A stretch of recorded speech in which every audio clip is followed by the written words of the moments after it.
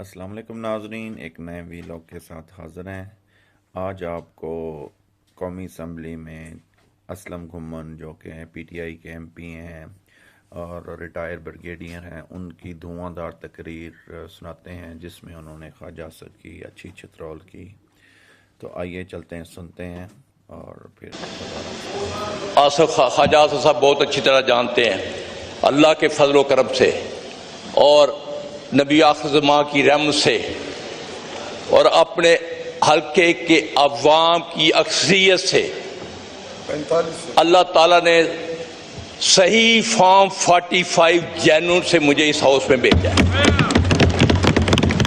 और इसके गवाह ख्वाजा साहब खुद होंगे, पूरी नून लीग होगी। मैं अल्लाह के फजल करम से मुझे फख्र है कि मैंने पाकिस्तान की बेहतरीन अदारे में 32 साल सर्विस की और यह भी फख्र है कि मैंने दुनिया की टॉप मोस्ट इंटेलिजेंस में 7.5 साल मुल्क की खिदमत की। और मैं यहां शर्म व हया के बाद यह कहूंगा, ख्वाजा साहब या कोई बंदा उठ के कह दे इतने सेंसिटिव अदारों, इतने इंपॉर्टेंट अदारों पे होते हुए जहां करोड़ों पे पीछे बात से कि एक पैसे की करप्शन नहीं की। और मुझे फख्र है और मेरा महकमा भी इस चीज को मानता है, लेकिन आज मुझे गिला है, मुझे शर्म आ रही है कि अल्लामा इकबाल के शहर में शर्मो हया का फुकदान है। जो रियाना डार के साथ हुआ, जो उसकी फैमिली के साथ हुआ, वो तरीक का एक स्याह बाप बन चुका है। मैं दोबारा रिपीट करता हूं, वो शर्मो हया के साथ सियालकोटी तरीक का स्याह बाप बन चुका हुआ है।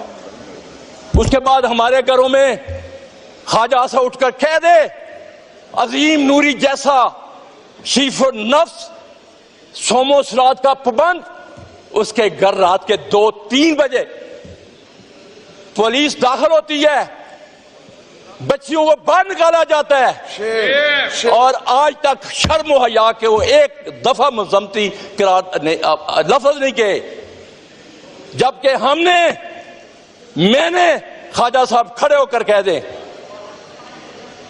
कि इनके लिए आवाज उठाई थी कि नहीं। आज मुझे तकलीफ है, मुझे मेरे महकमे ने जिसकी मैंने खिदमत की, मुझे भी 5 दिन अगवा किया गया। मैं ऊपर अल्लाह के नाम लिखे हुए हैं, झूठे पे अल्लाह ने लानत भेजी हुई है। मैं जो बात कहूंगा एक सही बात करूंगा। एक दफा जब हम बरसरकदार थे, यही ख्वाजा असद रिश्तेदारी पुराने तलकात का पहाड़ जोड़ते थे और मुझे सबसे बड़ी तकलीफ यह है कि जिस थाली में खाते हैं उसी में सुराख करते हैं। खुदारा मुझे इस अवाम में मैं इसकी बेतुकीनी देखकर, मुझे कम से कम पहली दफा मैं आया हूं, एक शौक से आया था, क्योंकि मैं इससे पहले स्पीकर, डिप्टी स्पीकर साहब, नैब पिशावर रेस की, 2.5 साल नैब में रहा, केपीके के लोग यहां बैठे हुए हैं और बड़े बड़े लोगों को पकड़ा, क्योंकि मेरा ईमान है कि पानी हमेशा ऊपर से नीचे आता है, करप्शन ऊपर से शुरू होती है। मेरे सबसे बड़े पहले 3 चीफ मिनिस्टर, चीफ सेक्रेटरी साहब का, और वहां गाड़ियां चलनी बंद हो गई थी। उसके बाद कि एंटी करप्शन पंजाब को मैंने रीवैम्प किया, जिसकी तारीफ इनके एमएनए, अभी यहां एक वजीर साहब नहीं बैठे हुए, उन्होंने शहबाज शरीफ को जाकर कहा कि ऐसे बंदों को मत निकालो जो करप्शन के खिलाफ जिहाद कर रहे हैं। हम गुलाम नहीं हैं, हक सच बोलने वाले हैं। ये बजट पे तकरीर मैं करना चाहता हूं, लेकिन मैं आपको बताना चाहता हूं ये बजट स्वाय एक अदादोशुमार का गोरखपन के अलावा कुछ नहीं है। मैं कौन सा फील्ड लूं? किसानों के साथ जो हुआ, ख्वाजा साहब ने एक दफा आवाज नहीं उठाई, सजा देकर सस्पेंड करके कहते इंक्वायरी हो गई। मैं स्पीकर साहब इस हाउस में आईपीपी जो हमारी हड्डियां निचोड़ गया है, जो गरीबों का खून निचोड़ गया है, क्या स्पीकर साहब आपकी तवज्जो 2 मिनट चाहता हूं। डिप्टी स्पीकर साहब, डिप्टी स्पीकर साहब, मैं बैठ जाऊं? आईपीपी कौन सा मुल्क है? उनको लाएं चेहरों के यहां वजीर जो एनर्जी है वो आकर बताए कि उसमें कौन कौन से हिस्सेदार हैं। 125 पैसे के पैसे आप दे रहे हैं ख्वाजा साहब, जबकि प्रोड्यूस 48 कर रहे हैं। जब कोई इंक्वायरी होगी तो उनमें 3 फैमिलियां आएंगी जो बरसरकार है, गरीब का खून चूसा जा रहा है। ख्वाजा साहब, मैं कल भी 2 दिन हल्के में था, लोग बद दुआएं दे रहे हैं इस हुकूमत को। हम यहां सिर्फ मुराद लेने के लिए बैठे हैं, उनकी कोई आवाज नहीं उठाता। जो ज़राअत का हाल किया इन्होंने, अभी तक लोगों की जो गंदम है खराब हो रही है। आड़ती से पैसे किसान लेकर अगली फसल बोता है, वो आड़ती उसको 20-21 रुपए से खरीद रहा है कि उसने अपने पैसे अगले पूंजी लगानी है। ये इशू जो बात करने वाली है, ना कि यहां लड़ाई झगड़े और ताने देते हैं। मैं उन चीजों में नहीं जाना चाहता, मेरे पास भी बहुत कुछ है, लेकिन मैं उन लोगों में नहीं हूं कि जिस प्लेट में वो खाएं उसमें छींक करें, उसमें सुराख करें। खुदारा इस मुल्क के लिए कुछ कीजिए। मुझे शर्म आई, कल मैं अपने प्राइम मिनिस्टर साहब का इंटरव्यू देख रहा था जो चाइनीज जर्नलिस्ट को दिया था। खुदा की कसम, मैं एक जिम्मेदार का बेटा का मेरा शर्म से झुक गया है कि हमारी मदद करो, पाकिस्तान तबाह हो रहा है। ये इंटरव्यू था, आप सुन लें। क्या वजीर को एक गैरत भी होती है?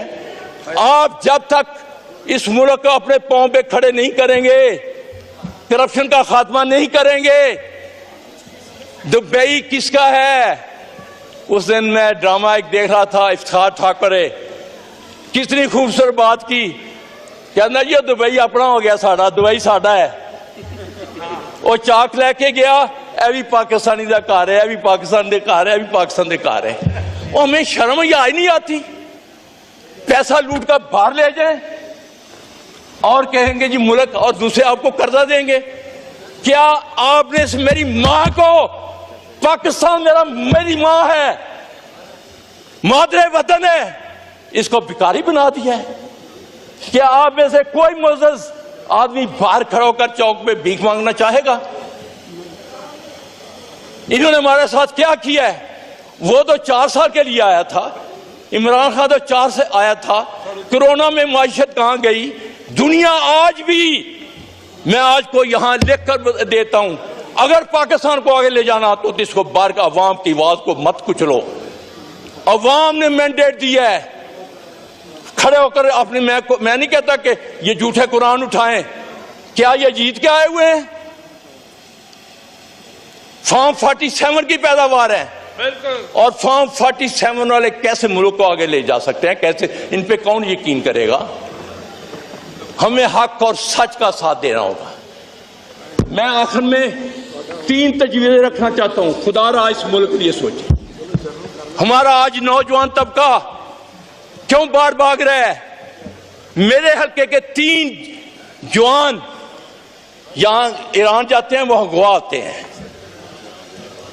उनके हाथ काटकर रैंसम मांगते हैं 80-80 लाख रुपया।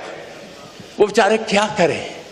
यहां रोजगार नहीं है, यहां क्योंकि लूट मार करके हमारे लीडर पैसा बाहर ले गए हुए हैं। वो कोई शर्म या नहीं है।